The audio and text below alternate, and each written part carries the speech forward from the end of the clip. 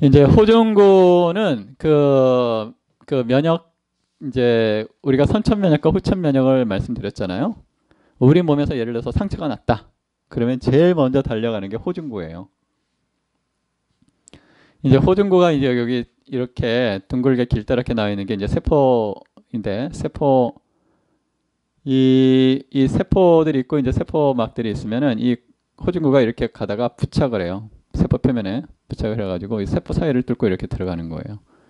그래서 세포 내에 들어가가지고 이 문제가 생긴, 예를 들어서 뭐 바이러스에 걸렸다. 그럼 호중구 신호를 줘가지고 아포토시스, 또 이렇게 뭐 엉기는 거죠. 네트워크를 만들어가지고 미생물들이 움직이지 못하게, 또는 실제로 잡아먹어요. 식작용, 그 분해를 하고 여러 가지 이제 기능을 하는 거죠.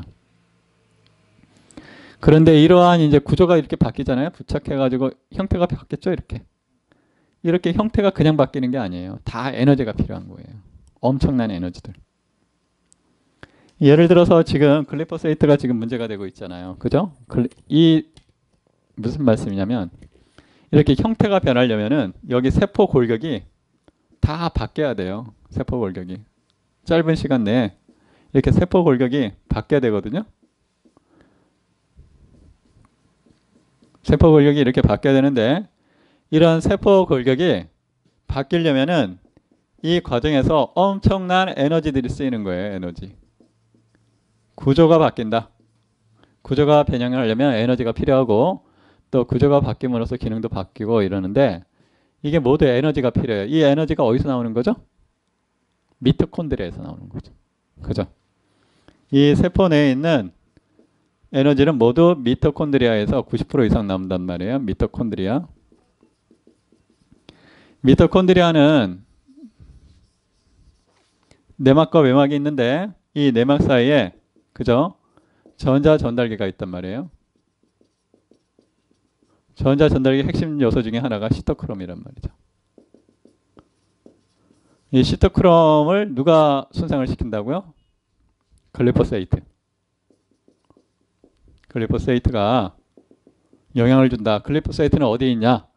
우리나라에 지금 곡물이 매년 1200만 톤이 수입이 된단 말이에요. 1200만 톤 중에 200만 톤이 사람, 식용으로 쓰는 거고, 나머지 1000만 톤 어디로 써요? 가축 사료로 써요. 그럼 우리가 수입하는, 예를 들어서 곡물의 거의 대부분 90% 이상은 글리포세이트에 포함이 되어 있는 거죠. 글리포세이트.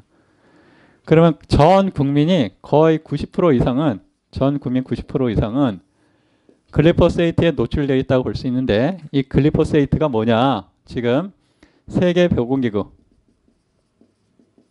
세계암협회에서는 얘를 발암물질로 지정을 했단 말이에요. 발암 제초제란 말이에요.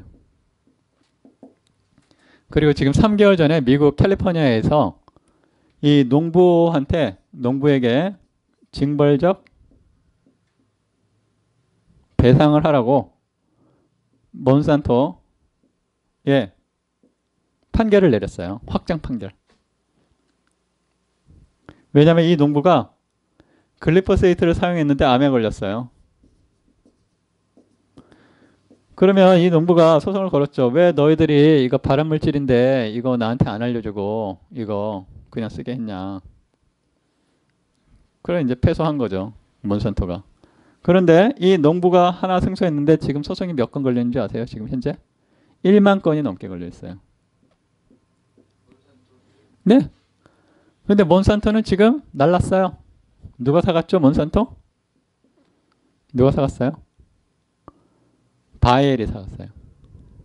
바이엘? 아스피린 아시죠? 아스피린. 바이엘에서 사갔단 말이에요. 바이엘이 무슨 돈이 있어 사갔어요? 바이엘한테 누가 돈 줬죠? JP 모건이 줬어요. JP 모건이 무슨 회사예요? 미국의 전통적인 은행 5개를 합쳐놓은 회사예요. JP 모건이. 우리나라를 치면 국민은행, 또 우리은행 합쳐놓은 게 5개 합쳐놓은 게 JP 모건이에요. 그러니까 미국 금융회사에서 얘를 대준 거예요. 바이엘 회사 사라고. 몬산토 미국 회사인데 바이엘은 독일 회사예요. 근데 바이엘은 2차 대전 이후로 미국에서 급속히 성장한 회사예요. 바이엘이 우리나라에도 회사가 있거든요. 5개 지사가 있어요. 그 중에 하나가 이런 이 축산 관계된 연구를 해요. 뭐 백신 이런 거 만들겠죠. 아니 왜그 글리포세이트가 이렇게 암 유발 하고 그러는데 그걸 사용하게 왜 허가를 하는 거예요? 미국이나 이런 데서. 이제 왜 그럴까요? 당연히 이제 로비 같은 게 있었겠죠. 그러니까 뭐 이런 이야기를 해요. 이 몬산토가 이제 글리포세이트 GMO, 글리포세이트 GMO 작물을 언제 허가를 받았냐면 1995년도에 받았단 말이에요. 그러면서 1995년도를 기점으로 해가지고 이게 1995년이잖아요. 기점을 해가지고 글리포세이트 양하고 GMO 작물이 계속 증가를 해서 지금 미국에 생산되는 지금 콩의 90% 이상이 글리포세이트 GMO예요. 글리포세이트 GMO란 이야기는 글리포세이트를 사용한다는 거예요. 2000년을 기점을 해가지고 세계적으로 미국하고 한국에서 특히 암 환자가 급증하고 있거든요. 대사증후군 환자도 그렇고 이제 이런 것과 관련이 있죠. 왜냐하면 글리포세이트가 시토크롬 단백질들을 기능을 못하게 해요. 그러니까 전자전달계가 기능을 못하게 되는 거죠. 그럼 미토콘드리아가 고장이 나잖아요. 미토콘드리아가 고장이 나면 미토콘드리아가 고장이 난 세포를 뭐라고 이야기하냐면 암세포라고 표현하는 거예요.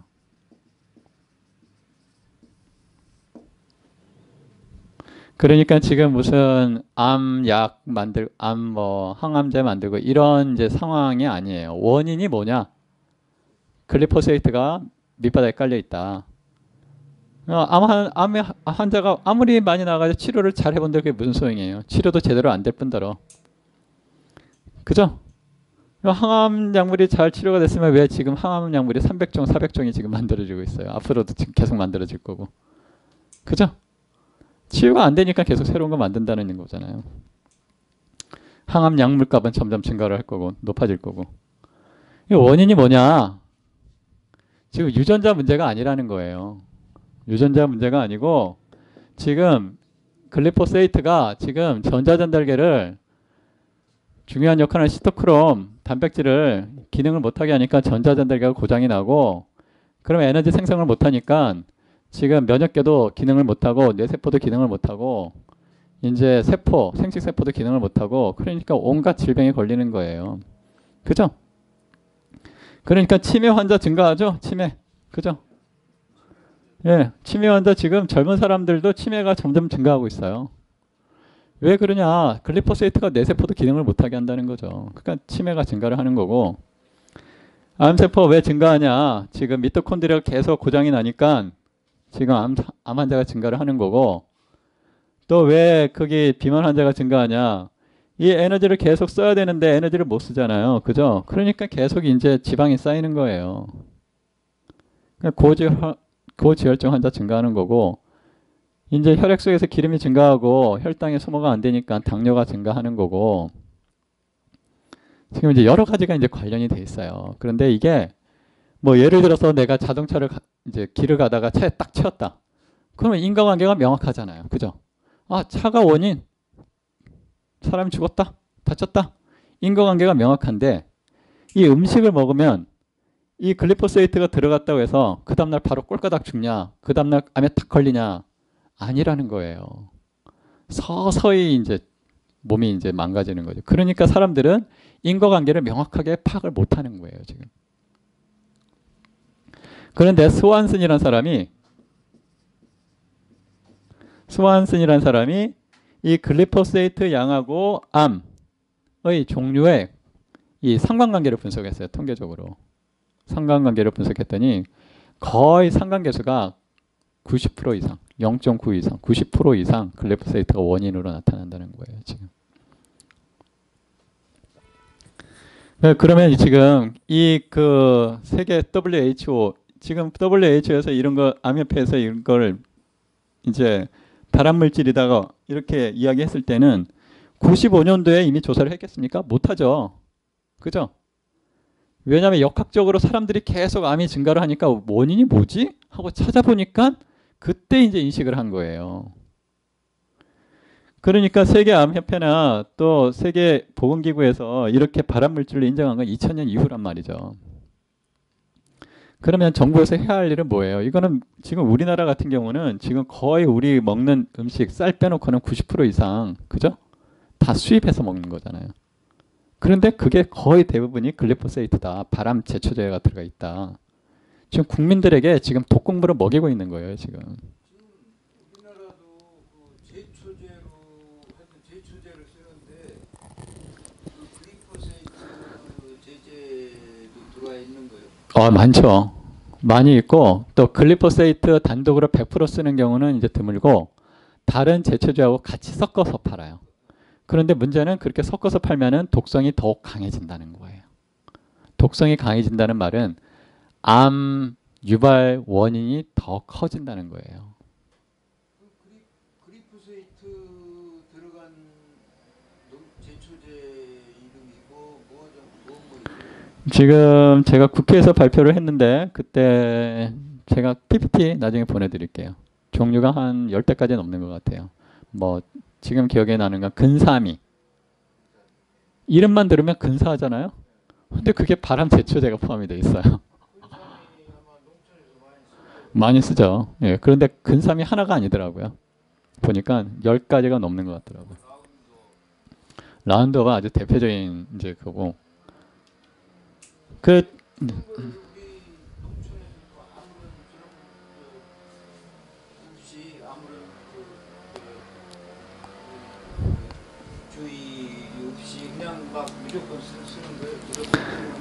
그렇죠. 왜냐하면 지금 특히 농촌은 고령화가 돼 있잖아요. 그죠? 막 70 먹은 할아버지 할머니한테 미토콘드리아 이야기해가지고 이해를 하시겠습니까? ATP가 뭔 이해를 하시겠? 그렇죠. 그러니까 이제 농부들이 70, 80 먹은 이제 농부들이 뿌려가지고 추수하기 전에 뿌려요. 그러면 이 고추 같은 것도 빨갛게 잘 나온대요.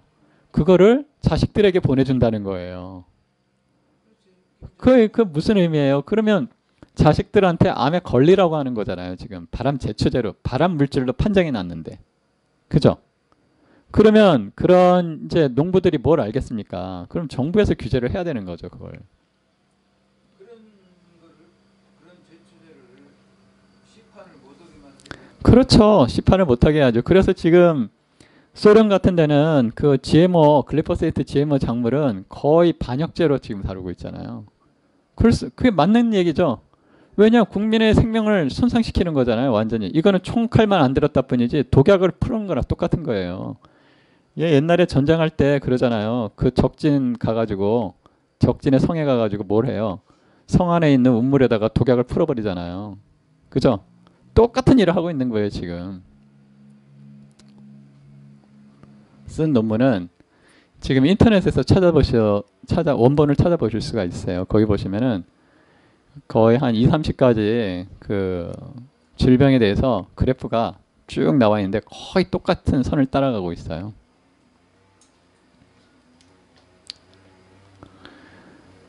이제 그 글리포세이트와 관련해 가지고 연구자들이 몇 명 있는데 유명한 이제 연구자들이 있는데 이 사람들은 왜 이런 연구를 했냐 좀 유래를 알고 보면 상당히 흥미로워요. 왜냐하면 어떤 사람은 이 밭에 가가지고 소변을 놓는데 자기가 소변 놓은 자리에 식물들이 다 죽어버리는 거예요. 그래서 그 왜 이유가 뭘까 하고 찾아봤더니 글리포세이트가 숨어 있었다는 거예요. 무슨 말이냐면 그렇죠. 내가 먹은 음식에 있는 글리포세이트가 소변을 통해서 나갔는데 그게 소변이 식물을 죽일 정도로 독성이 심했다는 거예요. 그래서 이제 연구한 사람도 있고 또 어떤 사람은 자기가 몸이 항상 아프더라는 거예요. 그래서 왜 아픈가 원인을 찾아보니까 글리포세이트가 뒤에 숨어 있더라. 그래서 이제 이런 연구들을 이제 발표를 하는 거죠. 그 지금 음식이 지금 하나의 이제 국가의 생존을 지금 좌우할 정도로 이제 변했어요. 지금 여기에 이제 경각심을 가지고 저희가 제대로 대처하지 않으면 정말 이제 눈 깜짝할 새에 죽는 거예요. 지금 사람들이 특히 이제 지금 기형아가 지금 우리나라에 10년 동안에 3배가 증가했다고 이야기하거든요. 그러니까 기형아 원인은 거의 90%는 다 모르잖아요. 원인을. 그죠? 사람들이 이제 또 지금 백혈병 있죠? 그러니까 5세 미만아의 사망 1위가 백혈병이 악성 신생물이거든요. 백혈병. 5세 미만아예요. 사망이 1위가 암이란 말이에요. 암의 그 백혈병의 원인을 모른다고 이야기하는데 지금 계속 증가하고 있죠. 근데 스완슨의 연구에 의하면은 백혈병의 70%, 75%를 글리포세이트가 설명할 수 있어요. 통계적으로. 그러니까 지금 단순 논리로 지금 백혈병 환자, 어린 5세 미만 백혈병 환자의 75%는 글리포세이트 때문이다. 이제 단순 논리로 그렇게도 이야기할 수 있어요. 다시 말하면 10명의 지금 백혈병 환자 중에 7명 반은 7명 내지 8명은 암에 안 걸릴 수가 있어요. 글리포세이트만 섭취를 하지 않으면.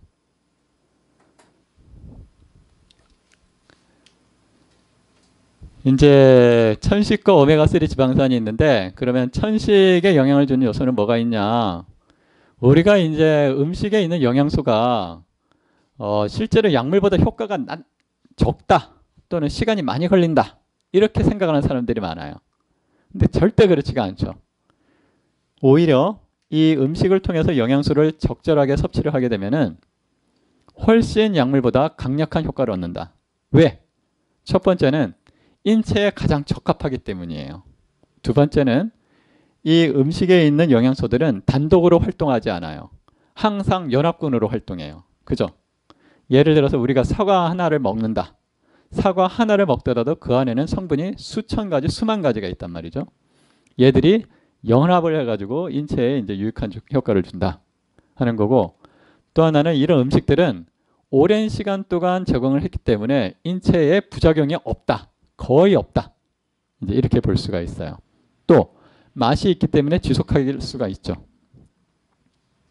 또 비용도 적게 들죠. 그죠? 그러면 천식에 영향을 주는 영양소들은 어떤 게 있냐? 비타민 A, C 이런 게 있단 말입니다. 잠재적 메커니즘. 얘들이 왜 영향을 주냐? 항산화제 역할을 한다는 거예요. 항산화제가 뭐냐? 우리가 에너지를 내려면 미토콘드리아에서 산소를 이용하는데 산소 400개 중에 1개는 활성산소가 된단 말이죠. 활성산소라는 거는 전자가 짝이 없기 때문에 주변에 있는 지방, 세포막이죠. 또는 핵막 이런 것과 결합을 할 수 있고 또 DNA와 결합을 할 수도 있어요. 또 단백질과 결합해서 엉길 수도 있어요. 대표적인 단백질이 엉겨서 발생하는 질병이 뭐예요? 치매잖아요. 아밀로이드 베타. 그죠? 또 암이 손상되면은 암. 그죠? DNA가 손상되면 암. 그죠? 또 지방, 세포막 이런 게 손상이 되면은 면역계를 흥분시킨단 말이죠. 그런데 산소 400개 중에 1개가 활성산소가 나오는데 이런 비타민 A, C, E가 부족하면은 얘들이 활성산소가 반응을 한다. 다시 말해서 비타민 A, C, E가 충분히 섭취를 하면은 이런 활성산소가 지방, DNA, 단백질과 결합하는 걸 방지할 수 있다. 이제 이렇게 이야기할 수가 있습니다. 또 비타민 C는 신맛 나는 과일, 그죠? 레몬이나 아니면 귤 이런 데 풍부하잖아요. 또 양배추나 시금치에도 풍부하고 토마토에도 많아요. 이런 것들은 프로스타글란딘이라고 해서 염증성 이제 지방을 억제한다. 또 비타민 E는 막을 안정화하죠. 또 이미노글로불린 E 생성을 억제한다. 또 플라본이나 플라보노이드. 플라본은 모든 거의 대부분의 식물에 있잖아요. 그죠? 종류가 수천 가지인데 특히 우리가 이제 유명한 게 뭐예요? 플라보노이드. 당근, 베타카로티노이드 이런 것들. 항산화제로 역할하고 비만 세포를 안정화시킨다. 또 마그네슘, 평활근을 이완하고 비만 세포를 안정한다. 이거는 견과류, 콩, 현미, 통밀에 많다. 또 셀레늄은 글루타치온 과산화 효소의 아주 핵심적인 여사죠. 그죠? 그래서 이건 견과류에 풍부하죠. 해조류.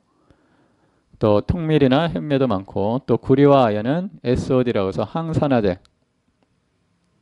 보조인자, 해조류, 견과류에 많고, 오메가3 지방산은 들깨, 콩류, 호두에 많고, 오메가6는 염증을 증가시키죠. 옥수수나 식용유에 많아요. 그래서 지금 현대인들은 옥수수유를 너무 많이 먹고 있다. 특히 옥수수의 거의 90%는 뭐예요? 글리포세이트 GMO다.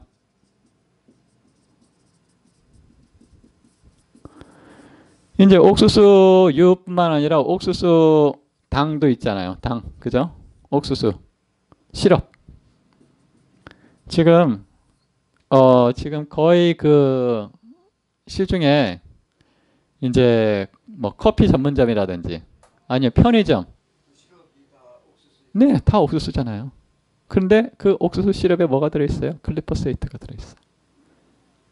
심지어는 팥빵 좋아하시죠? 어르신들. 팥빵 달죠? 그 팥 앙금에 뭐가 들어가요? 옥수수 시럽. 그러니까 특히 지금 대형 그 급식하는 회사들 있죠? 그 반찬을 대부분 옥수수 시럽을 많이 쓰거든요. 모든 반찬, 거의 반찬들을 다 옥수수 시럽으로 범벅을 해놔요. 먹고 나면은 다리가 막 저리죠. 띵 하고. 그죠? 이제 당 자체도 혈당을 증가를 시킬 뿐더러 또 하나는 글리포세이트가 세포 내에 들어가가지고 여러 가지 문제를 일으킨다는 거예요. 지금 우리가 먹는 음식은 거의 지뢰예요, 지뢰. 그러니까 사람들은 모르죠. 그렇죠. 팥빵에 어떻게 옥수수 시럽이 들어갔다고 생각을 할 수가 있겠어요. 뭐 예를 들어서 된장. 우리나라에서 지금 그 GMO 콩을 제일 많이 쓰는 데 중에 하나가 어딘지 아세요? 된장 고추장이를 만드는 데예요. 그 풀부원에서 만드는 두부 같은 것보다 GMO 그 지금 표기를 못하게 했으니까 알 수가 없죠. 뭐 한 모에 1,000원짜리 뭐 GMO 아닐 수가 없겠죠. 근데 실제로 이제 GMO가 그러면 그 작물 생산량을 늘리냐 하면 실제로 그렇지가 않다는 거예요. 지금 조사된 바에 의하면. 오히려 GMO 작물을 썼을 때 수확량이 더 줄어든다. 단위 면적당 이런 이제 보고가 있어요. 네. GMO 그 처리은 씨앗으로 파종해서 이제 그게 커가지고 수확한 콩에 또 GMO 성분이 있는 거예요? 당연하죠. GMO라는 건 유전자 자체가 변형이 된 거예요. DNA 자체. 거의 다 GMO 아니에요? 그렇죠. 우리나라 국민이 먹고 있는 90%는 GMO라고 생각을 하셔야 돼요.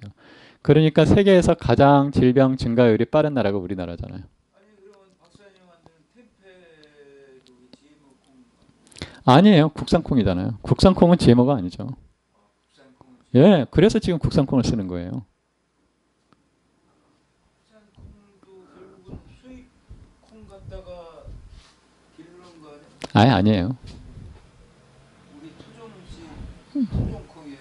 그렇죠. 넌 GMO예요. 그러니까 우리나라에서 지금 생산되는 소모되는 콩이 이제 수입이 90%고 국내산이 10% 정도거든요.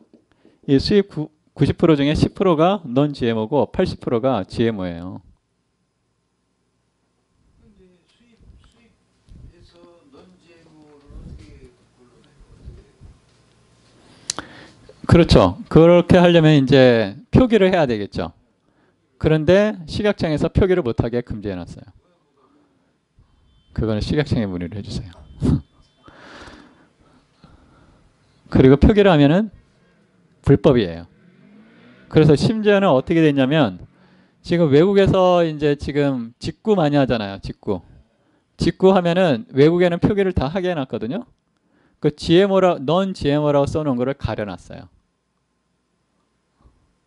표기를 못하니까 우리나라에서는. 우리나라에 들어올 때 네. 그러면 이게 이렇게 보면은 어떤 뭐 제품이 있으면 여기 넌 GMO라고 써 있을 거 아닙니까? 외국 표기니까 여기를 딱 라벨을 붙여버렸다고요. 표 위에다가. 말이 되는 소리입니까? 말씀이 안 되는 소리죠? 그래서 지금 아라키돈산 오메가6 계열이 있는데 얘들이 루코트리엔 A4라는 걸 만들어 가지고 루코트리엔 비퍼 뭐 이렇게 복잡하게 해가지고 염증을 만든다. 이제 이렇게 이야기를 합니다. 또 보조 T2가 지질 산화효소를 영향을 줘가지고 이런 걸 이제 억제를 할 수가 있어요. 3는 오메가3는 항염증성이고 그 다음에 이제 오메가6는 염증성이란 말이에요. 인플레메이터리. 이거는 안티 인플레메이터리. 이제 이 밸런스를 잘 맞춰야 된단 말이에요. 염증이라고 해서 무조건 나쁜 건 아니에요. 왜냐하면 이제 아까도 말씀드렸다시피 염증이라는 것은 면역 작용의 핵심 요소 중에 하나예요. 그죠? 미생물이 들어왔는데 염증 딱 엉기게 만들어야 된단 말이에요. 근데 문제는 현대인들은 오메가6가 너무 많이 먹는다. 지금 우리가 먹어야 되는 권장량은 1대1 또는 많아야 3대1. 이게 이제 권장이 된단 말이죠. 그런데 현실로 먹고 있는 양은 얼마냐? 현대인들은 15대1 또는 20대1까지 먹는단 말이죠. 다시 말해서 염증은 필요하지만 지나치게 과도하게 지금 염증 상태다. 이제 이렇게 볼 수가 있습니다. 그러면 오메가6가 어디가 많냐? 옥수수 유에 많다. 오메가3는 어디에 많냐? 들깨에 많다. 또 아마씨, 콩, 호두 이런 게 많다. 이제 이렇게 볼 수가 있어요. 그래서 이제 수술이나 아니면은 이제 염증성 질병을 가지고 있는 사람들은 들깨, 아마씨, 콩, 호두 이런 거를 즐겨 먹을 필요가 있다. 들깨 같은 경우는 이제 밥수저로 2수저 이제 드시면 되고, 콩은 하루에 100g 정도 드시면 단백질량이 35%니까 대략 35g 정도 단백질을 공급할 수 있다. 이제 이렇게 볼 수가 있습니다. 또 이제 아마씨는 들깨하고 비율이 비슷하죠. 전체 식용유 퍼센트의 한 60% 이상이 오메가3 계열이다. 이제 이렇게 볼 수가 있고, 얘들이 왜 이제 오메가3를 많이 먹으면은 이제 항염증성을 일으키냐 하면은 EPA, 이제 리놀레산이 있고 리놀렌산이 있거든요. 이거 리놀렌산인데 여기는 탄소가 18개짜리란 말이에요. 그리고 이중결합이 3개 있는데 EPA가 탄소 20개짜리로 일롱게이션을 해요. 탄소 2개가 이제 증가를 하는 거죠. 이거는 식물을 먹는 초식동물만 가능해요. 초식동물. 근데 사람도 이게 가능하다. 그리고 이제 EPA가 탄소 20개짜리인데 EPA가 좀 더 들어가면은 DHA가 되잖아요. DHA, 탄소 22개짜리. 그래서 지금 EPA하고 DHA가 부족하면은 이제 여러 가지 염증성도 일으킬 뿐만 아니라 그 무드, 감정, 기능도 손상을 시키는데 대표적인 게 우울증이죠. 그죠? 예, 우울증이 이제 그 중요하게 이제 다뤄지는 이유 중에 하나는 이제 자살 경향성 때문에 그렇죠. 그죠? 왜냐하면 생명을 즉각적으로 손상시킬 수 있기 때문에 이 중국의 조사에 의하면은 EPA, DHA 함량에 따라서 이제 4분의 1을 해보면은 자살 경향성이 상위 그룹에 비해서 하위 그룹이 8배 정도 차이가 나요. 자살 경향성이. 그래서 이제 외부적인 충격에 인지적인 충격이나 심리적인 충격에 의해서도 우울증이 발현을 할 수 있지만 내재적인 신체의 호르몬, 또 이런 지방산, 또 염증, 면역계 이런 것들이 같이 복합적으로 영향을 줄 수 있다. 이제 이렇게 해야 합니다. 다시 말해서 우리가 이제 우울 처방을 해야 된다. 우울. 그러면은 우리가 심리적, 인지적 관점에서 접근도 해야 되지만 생물학적으로 염증, 그죠? 그다음 오메가3 지방산, 그죠? 항산화제, 또 미네랄, 또 비타민 이런 것들을 복합적으로 이제 고려해야 된다는 거예요. 우울증. 근데 이거는 우울증뿐만 아니라 불안, 또 정신분열, 조현병, 또 여러 가지 그 신경학적인 정신질환들이 많이 있어요. 발작, 그죠? 또 공황장애 이런 것들이 단지 심리적인 요인만 있는 건 아니다. 숨겨져 있는 다른 요인들, 생물학적인 요인들이 더 큰 영향을 미칠 수도 있다. 이제 이렇게 볼 수가 있습니다. 제가 통계로 돌려가지고 SCI 2급에 하나 퍼블리시한 게 있거든요. 인체에 있는 혈액 지표로 미네랄, 뭐 그다음에 지방산, 콜레스테롤 이런 것으로서 우울 증상을 50% 정도 설명할 수 있었어요. 통계적으로. 50% 정도. 그렇죠. 그렇죠. 네. 거기에 플러스 이제 인지적인 이제 상담 이런 게 이제 포함되면 더욱 큰 개선 효과를 얻을 수가 있겠죠. 마치 이제 이런 거죠. 자동차로 비유를 들자면 자동차 운전 스케일도 이제 좋아야 되지만 엔진 자체도 중요하다는 거예요. 그죠? 아무리 기술이 좋아도 엔진 자체가 고장나 있거나 또는 연료를 엉뚱한 걸 쓰게 되면은 사고 나는 거 쉽죠. 오늘은 여기까지 할까요? 네, 수고했습니다. 네.